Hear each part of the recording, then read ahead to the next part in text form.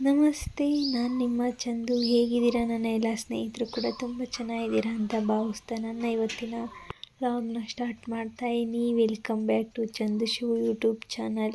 ಹಾಗೆ ಇವತ್ತು ಸೋಮವಾರ ಮಾರ್ನಿಂಗ್ ಹೇಗೆ ಕಾಣ್ತಾ ಇದೆ ನೋಡಿ. ಮಾರ್ನಿಂಗು ಫಾಗ್ ಕೂಡ ಬೀಳ್ತಾ ಇತ್ತು, ಸನ್ರೈಸ್ ಆಗ್ತಾ ಇರೋದು ಎಷ್ಟು ಚೆನ್ನಾಗಿ ಕಾಣ್ತಾ ಇದೆ ಅಂದರೆ ನೋಡಿ, ಈ ಥರ ಕಾಣ್ತಾ ಇದೆ ನಮ್ಮ ಹಳ್ಳಿ. ಇವತ್ತು ತುಂಬ ಚೆನ್ನಾಗಿ ಕಾಣ್ತಾ ಇತ್ತು ನೋಡೋದಕ್ಕೆ ಆ ಫಾಗಲ್ಲಿ. ಹಾಗೆಯೇ ಇವತ್ತು ನಮ್ಮನೆಯವ್ರದ್ದು ಕೂಡ ತುರುವೇಕೆರೆಯಲ್ಲಿ ಮಹಾಭಾರತ ಡ್ರಾಮಾ ನಡೀತಾ ಇದೆ. ಇವತ್ತು ಗಣಪತಿ ಜಾತ್ರೆ ಕೂಡ ಇದೆ. ಹಾಗಾಗಿ ನಮ್ಮನೆಯವರು ಕೂಡ ಹೊರಟಿದ್ದಾರೆ. ಮಹಾಭಾರತದಲ್ಲಿ ಕೃಷ್ಣನ ಅಭಿನಯ ಮಾಡ್ತಾ ಇದ್ದಾರೆ. ಹಾಗೆಯೇ ಅವ್ರಿಗೆ ಏನೇನು ಬೇಕು ಬಟ್ಟೆಗಳು ಒಂದೆರಡು, ಹಾಗೆಯೇ ಒಂದು ಸ್ವಲ್ಪ ಬೆಲ್ಲನೂ ಕೂಡ ತೊಗೊಂಡೋದ್ರು. ಬೆಲ್ಲ ಏನಕ್ಕೆ ಅಂದರೆ ವಾಯ್ಸು ಕ್ಲಾರಿಟಿ ಬರುತ್ತೆ, ಹಾಗಾಗಿ ಮಾತಾಡಬೇಕಾದ್ರೆ ಅಂತ ಹೇಳಿ. ಹಾಗಾಗಿ ಬೆಲ್ಲನ ನಾವು ಚಾಕ್ಲೇಟ್ ತಿಂತೀವಲ್ಲ ಆ ಥರ ತಿನ್ನೋದಕ್ಕೆ ಸ್ವಲ್ಪ ಬೆಲ್ಲ ಬೇಕು ಅಂತಿದ್ರು, ಹಾಗಾಗಿ ಬೆಲ್ಲ ಕೊಟ್ಟು ಕಳಿಸಿದ್ದೀನಿ.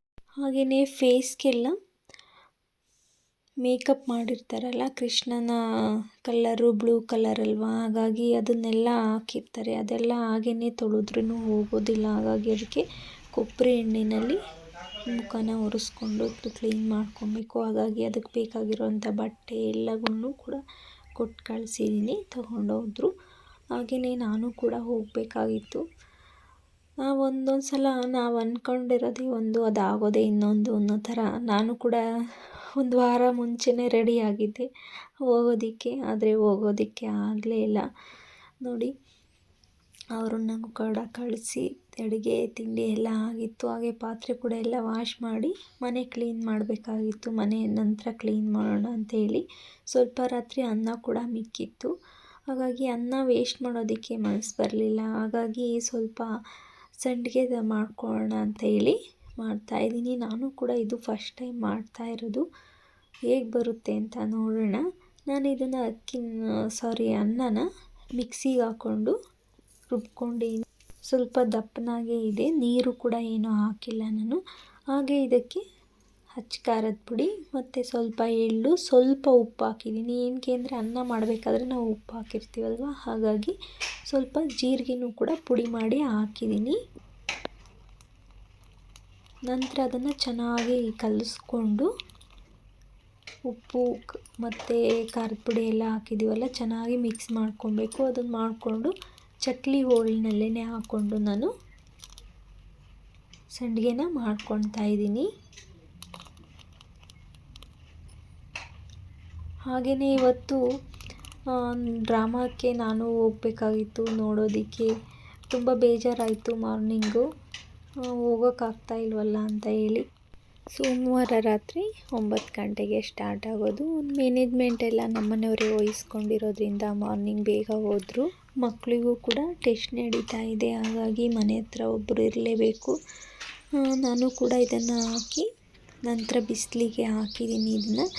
ಹಾಗೆಯೇ ನನಗೆ ಅನ್ನಿಸ್ತಾ ಇತ್ತು, ನಾವು ಅಂದ್ಕೊಳೋದೇ ಒಂದು, ನಾನು ಒಂದು ವಾರ ಮುಂಚೆನೇ ರೆಡಿಯಾಗಿದ್ದೆ ಹೋಗಬೇಕು ನೋಡೋದಕ್ಕೆ ಅಂತ ಹೇಳಿ. ಆದರೆ ಏನು ಮಾಡ್ತೀರಾ, ನಾವು ಅಂದ್ಕೊಂಡಾಗೆಲ್ಲ ಆಗಬೇಕಲ್ಲ. ಹಾಗೆಯೇ ನಾನು ಸಂಜೆ ಎಲ್ಲ ಹೊರಟರು. ಯಾಕೋ ಮಗಳು ಕೂಡ ಹುಷಾರಿಲ್ಲ ಅಂತ ಇಲ್ಲೂ ತುಂಬ ಹೊಟ್ಟೆ ನೋವು ಅಂತ, ಹಾಗಾಗಿ ನಾನು ಮನೆ ಹತ್ರ ಉಳ್ಕೊಂಡಿದ್ದೆ, ಸರಿ ಆಯಿತು. ಹಾಗೆ ಇವತ್ತು ಏನು ರೆಸಿಪಿ ಅಂತ ಇದು ನೋಡ್ತಾ ಇದ್ದೀರಾ. ಇವತ್ತು ಸ್ವಲ್ಪ ಗಿಣ್ಣ ಕೂಡ ಮಾಡಿದೆ, ಹಾಗಾಗಿ ಅದನ್ನೇ ನಾನು ವಿಡಿಯೋನ ಹೇಗೆ ಮಾಡಿದ್ದೀನಿ ಅನ್ನೋ ವಿಡಿಯೋಗಳನ್ನ ಅಪ್ಲೋಡ್ ಮಾಡ್ತಾಯಿದ್ದೀನಿ. ನಾನಿಲ್ಲಿ ಹಾಲನ್ನು ತೊಗೊಂಡಿದ್ದೀನಿ, ಹಸುವಿನ ಹಾಲಿದು, ಗಿಣ್ಣದ ಹಾಲು. ಹಾಗೆ ಗಿಣ್ಣದ ಹಾಲನ್ನ ನಾನು ಒಂದು ಮೀಡಿಯಮ್ ಫ್ಲೇಮ್ನಲ್ಲೇ ಇಟ್ಕೊಂಡು ಚೆನ್ನಾಗಿ ಕಾಯಿಸ್ಕೊಂಡೆ. ನಂತರ ಅದು ಉಕ್ಕು ಬರಬೇಕಾದ್ರೆ ಸ್ವಲ್ಪ ಕಮ್ಮಿ ಮಾಡಿ ಚೆನ್ನಾಗಿ ಕಾಯಿಸ್ಕೊಂಡು, ಇನ್ನು ಹಾಲನ್ನು ಉಕ್ಕಿಸ್ಬಾರ್ದು ನೋಡಿ. ಇವಾಗ ಚೆನ್ನಾಗಿ ಹಾಲು ಕೂಡ ಕಾದಿತ್ತು, ಅದರದ್ದು ಸ್ವಲ್ಪ ಹಾಲು ಕೂಡ ಕಮ್ಮಿ ಆಗಿದೆ ನೋಡಿ. ನಾನು ಇವಾಗ ಇದಕ್ಕೆ ಬೆಲ್ಲ ಹಾಕಿದ್ದೀನಿ. ಬೆಲ್ಲ ಸ್ವಲ್ಪ ಕರಿಕೊಳ್ಳಿ ಅಂತ ಹಾಗೆಯೇ ಕೈ ಆಡ್ತಾ ಇದ್ದರೆ ಬೇಗ ಕೂಡ ಬೆಲ್ಲ ಹಾಲಿನಲ್ಲಿ ಕರಗುತ್ತೆ.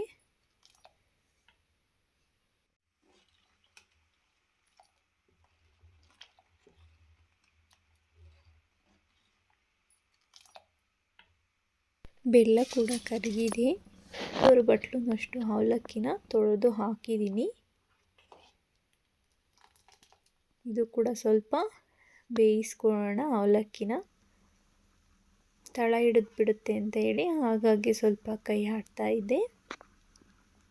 ನೋಡಿ, ಇವಾಗ ಚೆನ್ನಾಗಿ ಕುದಿ ಬರ್ತಾ ಇದೆ. ಹಾಲಿನಲ್ಲಿ ಅವಲಕ್ಕಿ ಬೆಂದಿತ್ತು, ಹಾಗಾಗಿ ಇದಕ್ಕೆ ಸ್ವಲ್ಪ ಕಡಲೆ ಬೀಜ ಹುರ್ಕೊಂಡಿರೋದು ಹಾಗೆ ಗೋಡಂಬಿನ ಹಾಕಿದ್ದೀನಿ.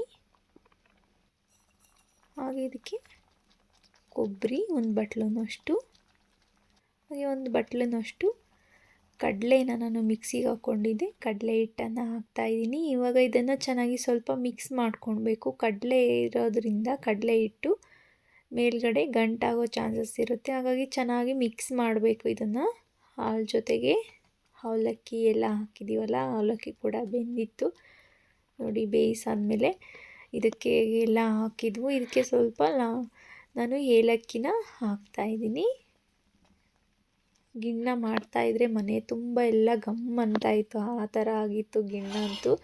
ನಾನು ಒಂದು 5 ನಿಮಿಷ ಹಾಗೆ ಮುಚ್ಚಿಟ್ಟಿದ್ದೆ ಆಫ್ ಮಾಡಿ. ನಂತರ ನೋಡಿ, ಇವಾಗ ಗಿಣ್ಣು ರೆಡಿಯಾಗಿದೆ.